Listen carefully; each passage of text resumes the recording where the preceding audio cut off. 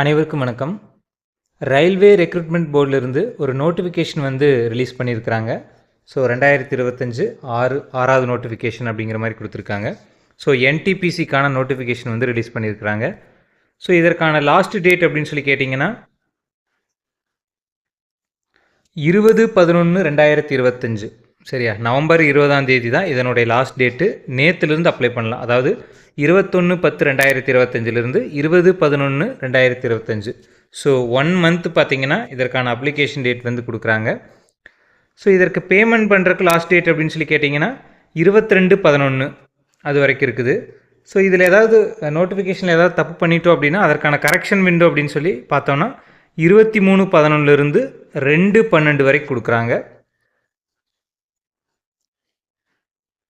அடுத்தது இதில் யாராவது வந்து பிடபிள்யூடி கேண்டிடேட் இருந்தாங்க அப்படின்னா அவங்க ஸ்க்ரைப் அப்ளை பண்ணணும் அப்படின்னா அது வந்து 3/12 7/12/2025 வரைக்கும் அப்ளை பண்ணிக்கலாம் அப்படிங்கிற மாதிரி கொடுத்துருக்குறாங்க.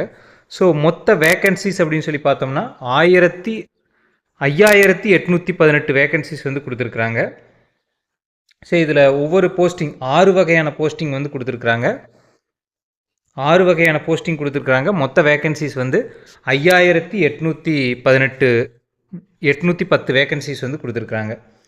First chief commercial come ticket supervisor அப்படின்னு சொல்லி கொடுத்துருக்காங்க. ஸோ இது வந்து பே ஆஃப் லெவல் வந்து 6 35,400 இனிஷியல் பே வந்து 35,400. இதற்கான மெடிக்கல் ஸ்டாண்டர்ட் அப்படிங்கிறது வந்து B2 லெவல் வந்து கொடுத்துருக்குறாங்க. இதுக்கான ஏஜ் வந்து 18லிருந்து 33 வயசு வரைக்கும். இது ஜென்ரல் கேட்டகிரிக்கு. ஸோ ஓபிசிக்கு வந்து 3 வருஷம் வந்து ரிலாக்ஸேஷன் இருக்குது. எஸ்சி எஸ்டி கேண்டிடேட் இருந்தீங்க அப்படின்னா 5 வருஷம் வந்து ரிலாக்ஸேஷன் இருக்குது.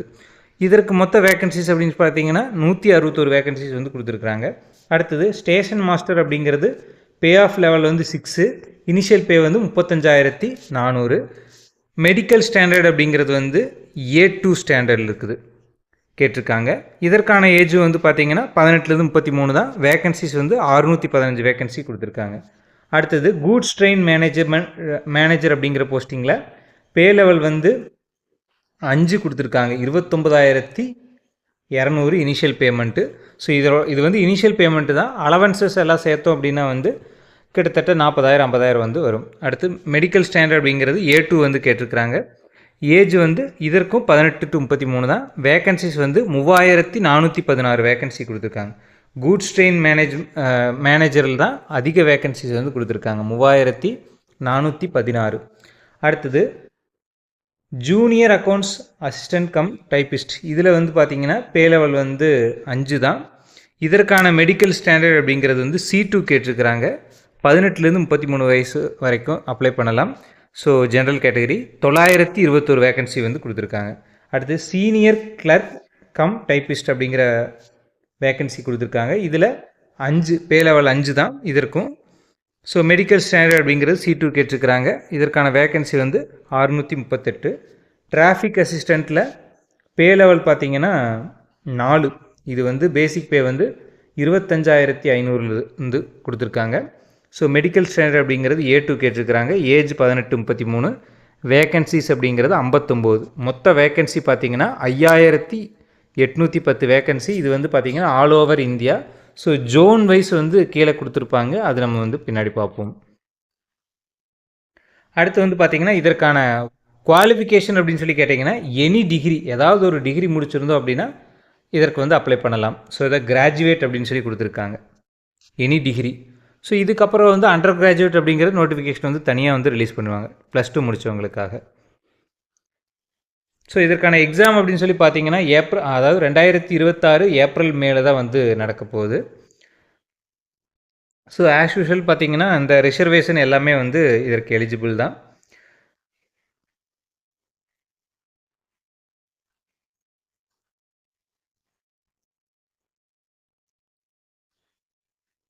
ஸோ இதற்கு பார்த்தீங்கன்னா நம்ம A2 B2 C2 அப்படிங்கிறதுனா என்ன, மேலே கேட்டிருந்தாங்களா மெடிக்கல் ஸ்டாண்டர்ட் அப்படின்னா என்னன்னு கேட்டிருக்கிறாங்க. ஸோ டிஸ்டன்ஸ் விஷன் வந்து பார்த்தீங்கன்னா 6/9 இருந்துச்சு அப்படின்னா வித்தவுட் கிளாஸில் கண்ணாடி போடாமல் அவங்களுக்கு 6 நார்மல் விஷன் அப்படிங்கிறது 6/6. இங்கே 6/9 கேட்டிருக்கிறாங்க வித்தவுட் கிளாஸில். அப்படி இருந்துச்சு அப்படின்னா ஸோ அவங்க வந்து A2 ஸ்டாண்டர்டில் வந்து வருவாங்க. நியர் விஷன் வந்து 0.6 கேட்டிருக்கிறாங்க வித்தவுட் 6 அதாவது வித்தவுட் கிளாஸில். அடுத்தது மெடிக்கல் ஸ்டாண்டர்ட் B2 அப்படிங்கிறது என்னென்னா டிஸ்டன்ஸ் விஷன் வந்து அதாவது 1 ஐக்கு வந்து பார்த்தீங்கன்னா 6/9 இருக்கணும், இன்னொரு ஐக்கு பார்த்தீங்கன்னா 6/12 இருக்கணும், வித் ஆர் வித்தவுட் கிளாஸ். அதாவது கண்ணாடி போட்டுட்டு இந்த விஷன் இருக்கலாம் அல்லது கண்ணாடி போடாமையே இந்த விஷன் இருக்கலாம். அப்படி இருந்துச்சு அப்படின்னா அது வந்து B2 ஸ்டாண்டர்ட் அப்படின்னு சொல்லுவாங்க. அதே C2 ஸ்டாண்டர்ட் அப்படின்னு என்னென்னா டிஸ்டன்ஸ் விஷன் வந்து 6/12 இருக்கணும், 6/12 இருக்கணும், ரெண்டு ஐலையுமே வந்து 6/12 இருக்கணும், வித் ஆர் வித்தவுட் கிளாஸில் வந்து இருக்கணும். அப்படி இருந்துச்சு அப்படின்னா இது வந்து C2 ஸ்டாண்டர்ட் அப்படின்னு சொல்லுவாங்க. ஸோ இந்த ஸ்டாண்டர்டில் உங்களுக்கு என்ன போஸ்டிங் வந்து அப்ளை பண்ணுறதுக்கு எலிஜிபிள் இருக்குதோ ஸோ அதற்கு வந்து அப்ளை பண்ணிக்கலாம்.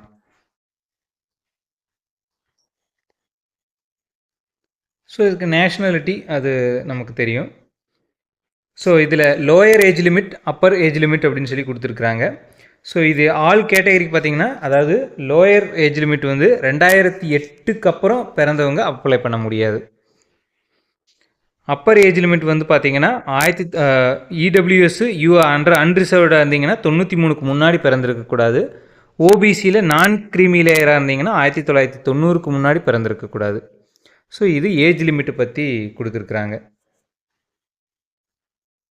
ஸோ இதில் ஏஜ் ரிலாக்ஸேஷன் ஒவ்வொரு கேட்டகரிக்கும் எத்தனை வருஷம் ரிலாக்ஸேஷன் அப்படிங்கிற மாதிரி கொடுத்துருக்குறாங்க.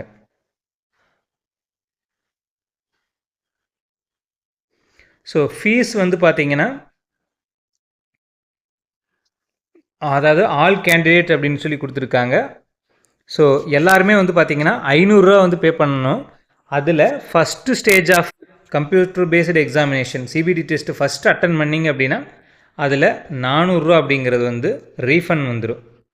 இதில் யார் யாரெல்லாம் வந்து 250 ரூபா பே பண்ணணும் அப்படின்னு சொல்லி கேட்டிங்கன்னா SC ST, ex service men, PWD, female, transgender, minorities, economically backward class, so இவங்க எல்லாருமே வந்து பார்த்திங்கன்னா 250 ரூபா பே பண்ணால் போதும். இவங்க ஃபஸ்ட்டு ஸ்டேஜ் வந்து அட்டன் பண்ணாங்க அப்படின்னா அவங்களுக்கு வந்து 250 ரூபாய் வந்து ரீஃபண்டாக வந்து வந்துடும். இதில் ஒன்று தெளிவாக கொடுத்துருக்காங்க, இபிசி அப்படிங்கிறது வேறு, இடபிள்யூஎஸ் அப்படிங்கிறது வேறு அப்படிங்கிற மாதிரி கொடுத்துருக்குறாங்க. அடுத்து மோட் ஆஃப் பேமெண்ட், இது வந்து நம்ம வந்து ஆன்லைனில் யூபிஐ யூஸ் பண்ணி கட்டிக்கலாம், கார்டு யூஸ் பண்ணி எல்லாமே வந்து கட்டிக்கலாம்.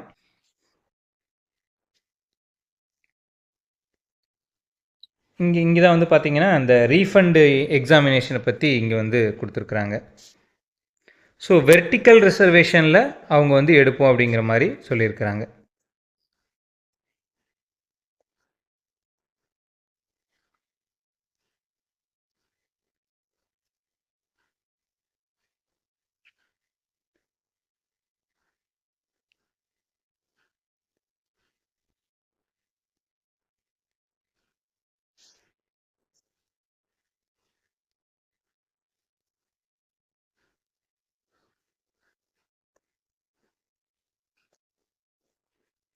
ஸோ அடுத்து வந்து பார்த்திங்கன்னா ஃபஸ்ட்டு ஸ்டேஜ் ஆஃப் எக்ஸாமினேஷனில் எத்தனை கேள்விகள் இருக்கும் அப்படின்னு சொல்லி கேட்டிங்கன்னா மொத்தம் பார்த்திங்கன்னா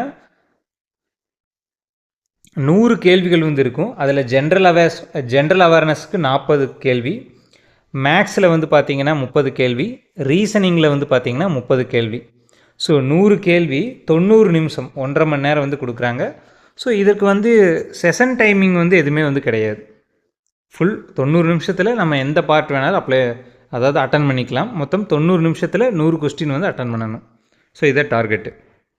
அதில் மேக்ஸில் என்ன டாபிக் இருக்குது, ஜென்ரல் ரீசனிங்கில் வந்து என்ன டாபிக் இருக்குது அப்படிங்கிறத பற்றி இங்கே வந்து கொடுத்துருக்குறாங்க. ஜென்ரல் அவேர்னஸில் என்னென்ன இருக்குது அப்படின்னு சொல்லி கொடுத்துருக்காங்க. கரண்ட் அஃபேர்ஸு, ஹிஸ்ட்ரி, ஜியாகிரஃபி, அதுக்கப்புறம் பார்த்திங்கன்னா பாலிட்டி, சயின்ஸு, ஸோ இது எல்லாமே வந்து முக்கிய டாப்பிக்காக இருக்குது.